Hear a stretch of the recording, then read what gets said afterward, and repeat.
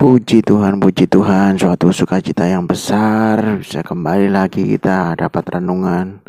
Walaupun malam ya, tapi kami percaya saya tidak akan pernah lupa untuk kita memberikan renungan setiap kita biar kita kuat, biar kita mampu, kita terus diubahkan, bertobat.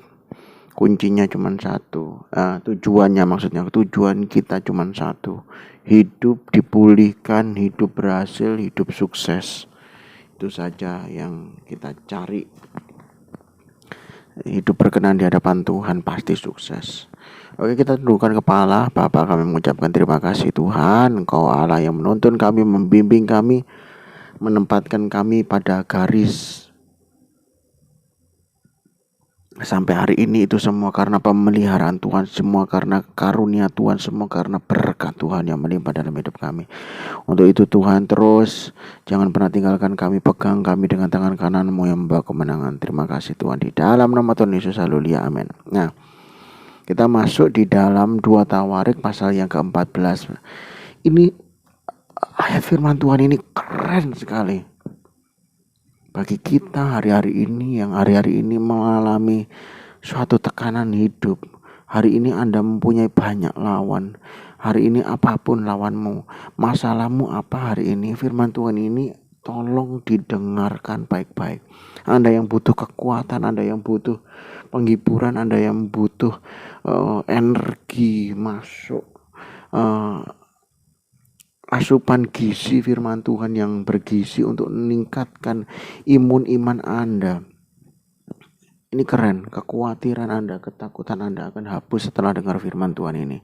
Bahkan Anda sudah membaca ayat firman Tuhan ini, ayat ini akan terus menguatkan, mulai mengokohkan otot-otot iman Anda, untuk menggerakkan badan-badan Anda, supaya badan Anda kembali lagi bangkit, bersemangat, lakukan aktivitas, lakukan kegiatan, dan tidak memusingkan semua omongan-omongan yang sebelumnya kita terima, yang akan menyudutkan kita, yang sehingga membuat kita menjadi takut, gentar. Itu akan hilang dalam pikiran kita. Yuk kita baca 2 Tawarik 14 ayat yang ke-7. Tapi kita bacanya pakai versi mudah dibaca ya. Tapi hampir sama.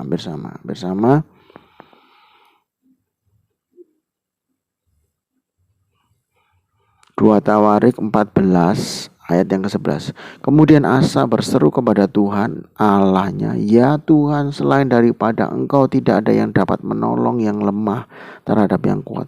Tolonglah kami ya Tuhan Allah kami, karena kepadamu lah kami bersandar, dengan nama-Mu kami maju melawan pasukan yang besar jumlahnya ini. Ya Tuhan, Engkau Allah kami, jangan biarkan seorang manusia mempunyai kekuatan melawan Engkau." Ya, ini keren sekali.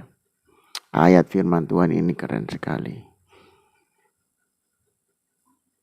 Ketika si Asa melawan Raja Asa melawan Raja Zera, itu prosentasenya, persaingannya seperti gajah lawan semut, atau dikatakan Goliat melawan Daud.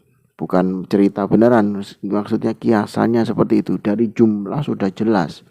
Dari jumlah saja Asa hanya memiliki 580 tentara. Ingat ya, 580 tentara.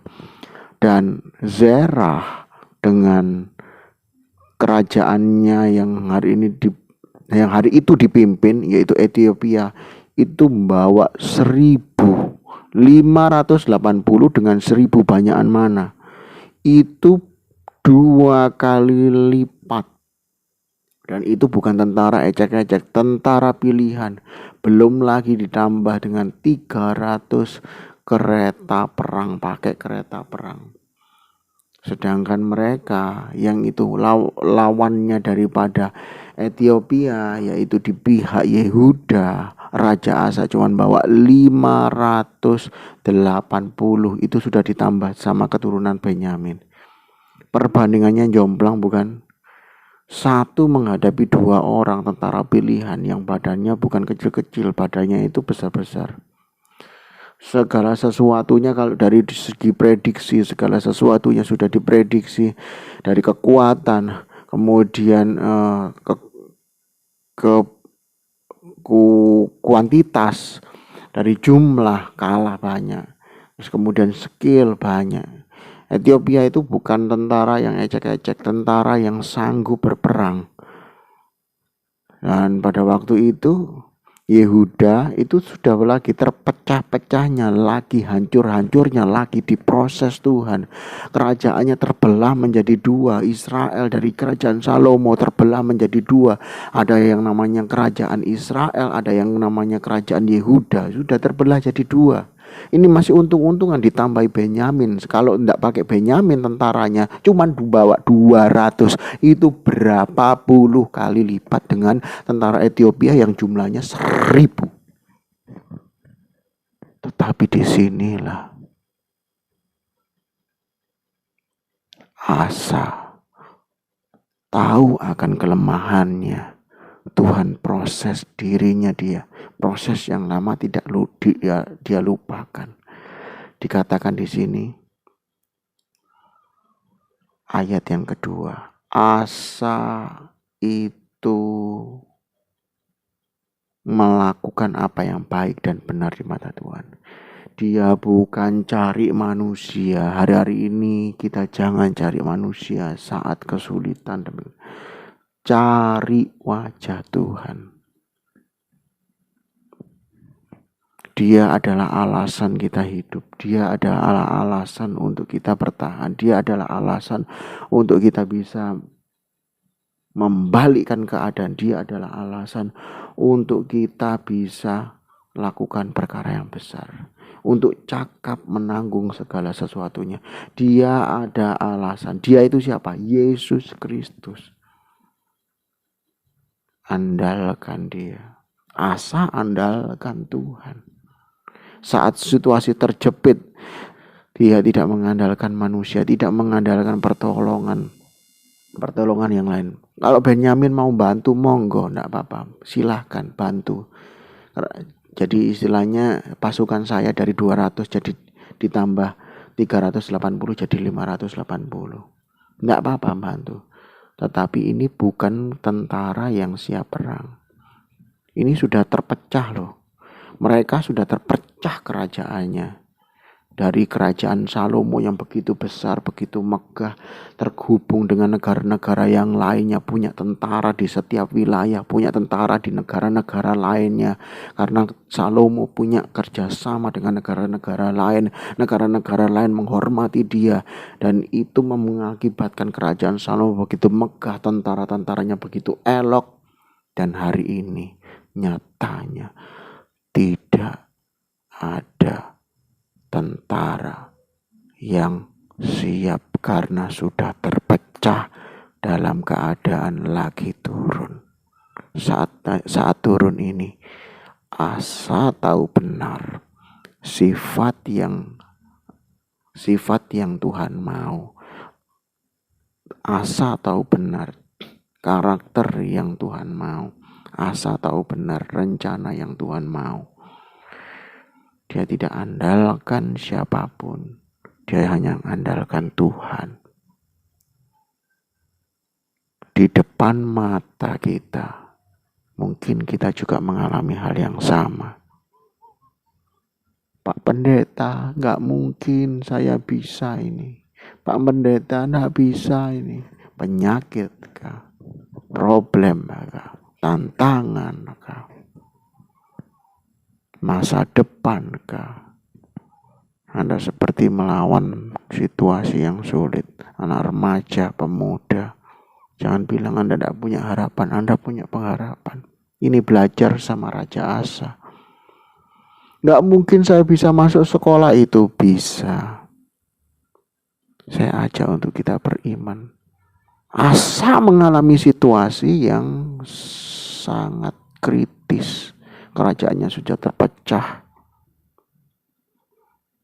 Dia tidak punya tentara yang siap untuk berperang. Tapi Asa andalkan Tuhan. Anak-anak muda, kepingin punya masa depan yang bagus, sekolah yang bagus, mau punya tujuan, aku pengen sekolah yang ini, pengen mencapai prestasi ini. Nggak mungkin itu ada anak saingan saya itu pinter, jago, skillnya tinggi. Sama, Asa juga mengalami. Asa lihat pasukannya ini nggak mungkin saya lawan. Tentara pilihan sudah jago dalam berperang, sudah jago dalam memanah, jago dalam memainkan pedang, jago dalam strategi. Jumlahnya banyak. Asa juga mengalami. Itu juga yang dialami anak muda. Pandang Asa, belajar cara Asa. Anda di posisi sama dengan Asa. Itu orangnya pintar, orangnya kesayangannya guru. Bagi Tuhan tidak ada yang mustahil. Tuhan bisa pakai Anda untuk hormat dan kemuliaan nama Tuhan. Anda akan diangkat naik dan tidak akan pernah turun. Asa, di sini dikatakan Asa berdoa. Asa memohon kepada Tuhan. Dikatakan gini, ya Tuhan, selain daripada Engkau tidak ada yang dapat menolong orang yang lemah terhadapnya.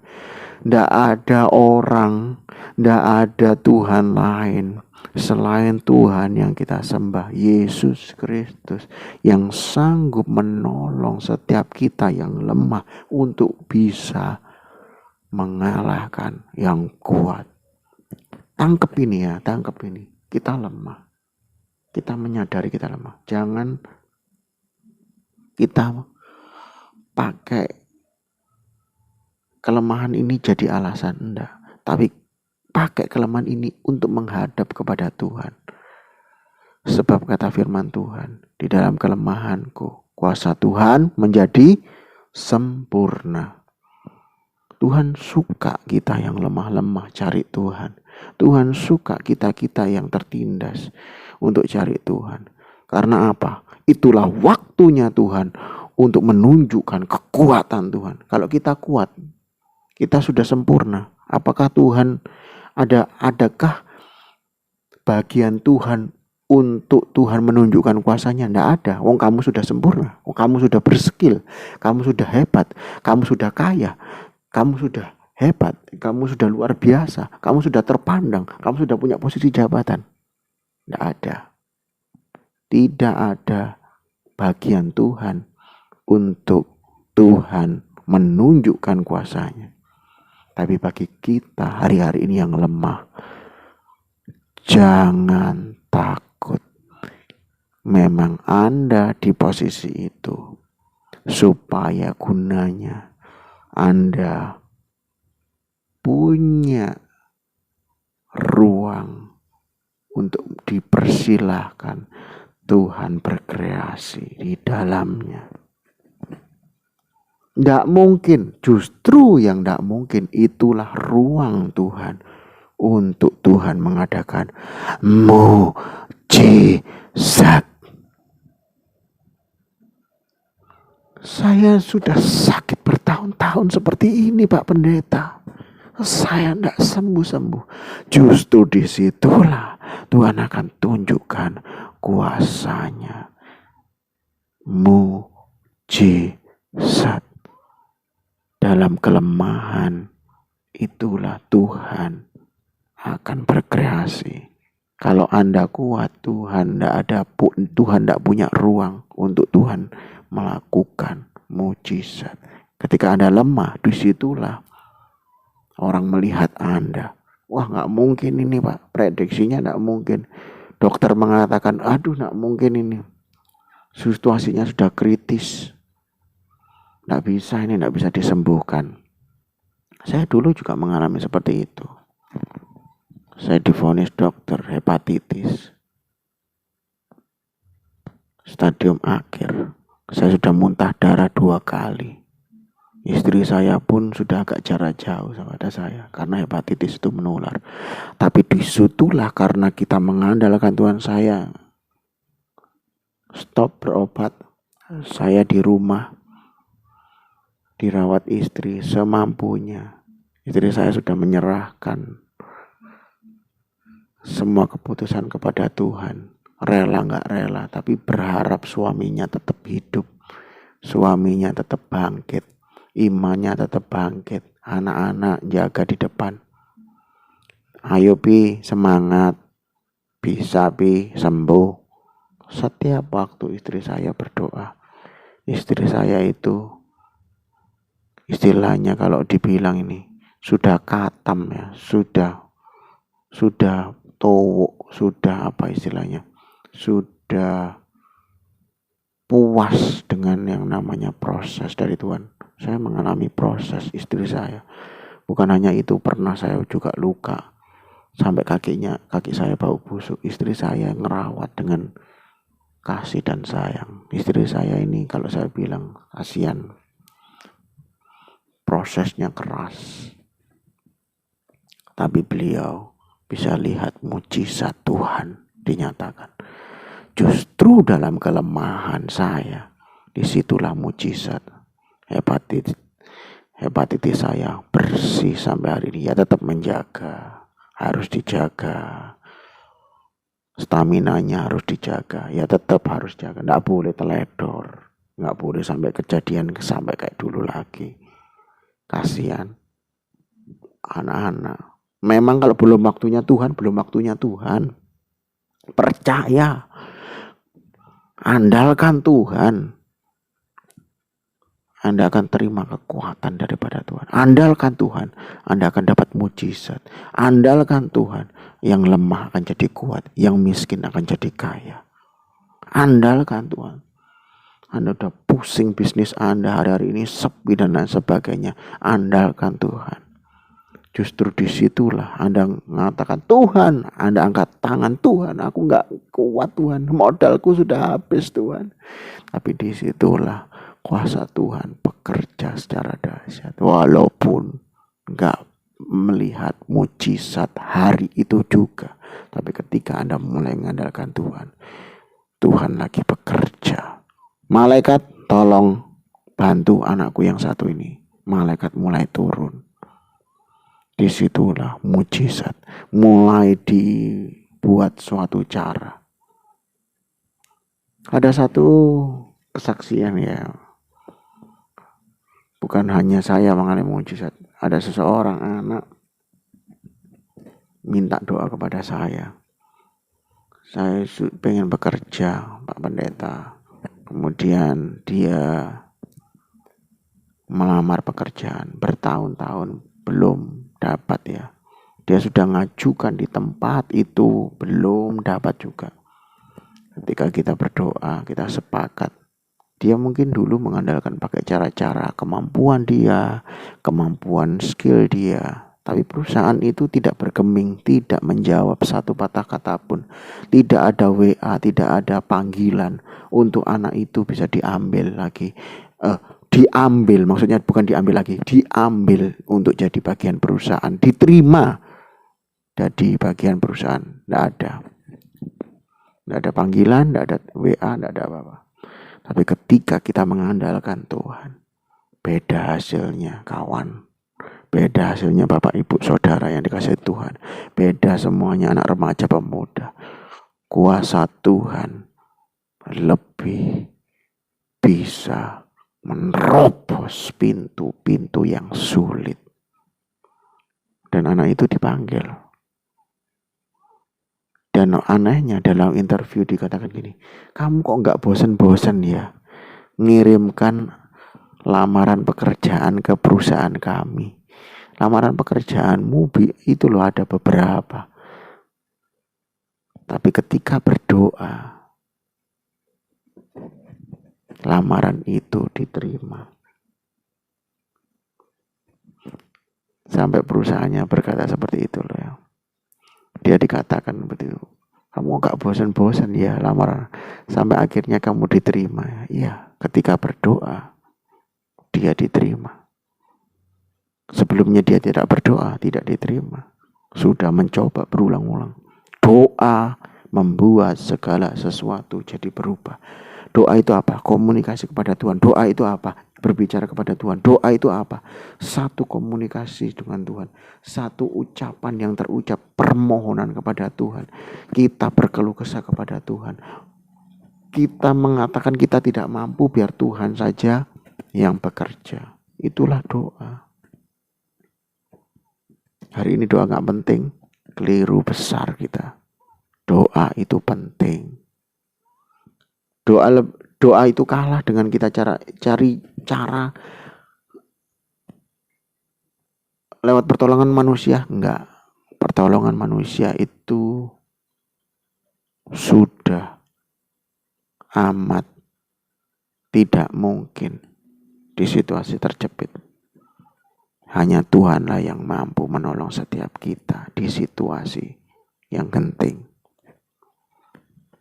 Ayat 12 kita tutup. Dan Tuhan memukul kalah orang-orang Ethiopia itu di hadapan Asa dan Yehuda. Orang Ethiopia itu lari. Sampai lari 1.000.000 bisa sampai lari. Memukul kalah dan lari. Di mata Asa Tuhan tunjukkan kemuliaan. Di mata Yehuda, kerajaan Yehuda, Tuhan tunjukkan bagaimana Tuhan bekerja secara dahsyat mengalahkan musuh. Ayo kita kalahkan masalah kita. Jangan mau kita diinjak-injak masalah. Punya iman yang besar. Hari ini karakter kita harus berubah. Karakter kita yang mengandalkan orang, mengandalkan keadaan, mengandalkan bantuan-bantuan yang ada di duniawi ini. Semua bantuan-bantuan yang ada di dunia ini. Stop. Andalkan Tuhan.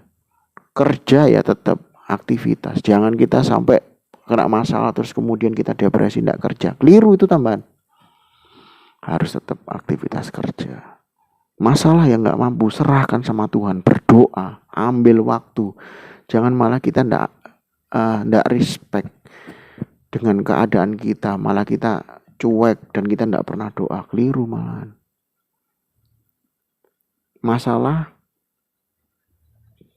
diserahkan sama Tuhan, biar Tuhan campur tangan. Pekerjaan tetap lanjut. Apa itu? Dimarahi bos? Bawahan yang kita ajarin ndak pinter-pinter. Semua problema ya. Apapun yang hari ini mengganjal dalam hidup kita, mertua, suami, istri, tidak membahagiakan kita, serahkan sama Tuhan. Biar Tuhan saja yang merubah. Ketika Anda juga mau bercerai, ayo, situasi itu tidak bisa dikalahkan dengan biasa-biasa aja. Ketika Anda down, berdoa sama Tuhan. Nanti suami akan memahami istri, istri akan memahami suami, anak akan memahami orang tua, anak-anak yang sulit diatur. Ayo berdoa. Apapun itu masalah kita, saya tidak bisa rincikan, tapi saya coba menyelami Bapak Ibu permasalahannya, Bapak Ibu semuanya. Bisnis yang sepi, yang hal-hal yang memang kita tidak bisa jangkau hal itu, kita serahkan sama Tuhan, biar Tuhan beracara. Amin. Mari kita tundukkan kepala, kita berdoa. Bapa, kami mengucapkan terima kasih Tuhan. Di dalam nama Tuhan Yesus, Tuhan Kau nyatakan kuasa-Nya di dalam hidup kami Tuhan. Kami mampu, kami cakap, kami sanggup Tuhan. Segala sesuatu kekhawatiran, bentuk kekhawatiran, ketakutan, segala bentuk tipu daya iblis yang terngiang-ngiang di otak kami Tuhan, yang selalu menuding kami Tuhan. Katanya kami ini kalah, kami ini hancur, kami ini berantakan, kami ini tidak bertanggung jawab dan lain sebagainya. Semua tuduhan iblis ini kami semua tolak semuanya di dalam nama Tuhan Yesus. Kami hari ini serahkan semuanya kepada Tuhan. Kami akan bekerja, tetap lakukan aktivitas seperti biasanya. Masalah kami serahkan kepada Tuhan. Seperti Asa yang mengandalkan Tuhan, dan Tuhan katakan, kamu baik dan benar perbuatanmu hari ini. Kami tidak mau salah lagi melangkah kehidupan kami. Kami mau hidup benar. Mau memilih cara yang benar, yaitu mengandalkan Tuhan. Kami sudah kapok dengan cara-cara duniawi ini, sehingga kami terbulat. Masalah kami bukannya semakin selesai, tambah semakin menjadi bola salju yang semakin menggelinding, semakin ke bawah, semakin besar. Kami sudah tidak mampu lagi. Kami butuh Tuhan untuk menyelesaikan itu, Tuhan. Seperti Asa akhirnya tampil menjadi pemenang. Terima kasih Tuhan, di dalam nama Tuhan Yesus, beracaralah Tuhan dalam hidup kami. Kami bertobat, kami mau mengakhiri semua cara-cara dunia, dan kami mau mengandalkan cara-cara Tuhan. Haleluya. Amin. Tuhan memberkati GBI Balongrawe, Tuhan memberkati jemaat-jemaat lain, jemaat-jemaat yang di luar negeri, Tuhan memberkati. Tetap semangat ya, tetap kuat. Semua kuat. Semua, saya percaya kita mampu. Oke, Tuhan memberkati. Pasti pulih. Amin. Tuhan berkati.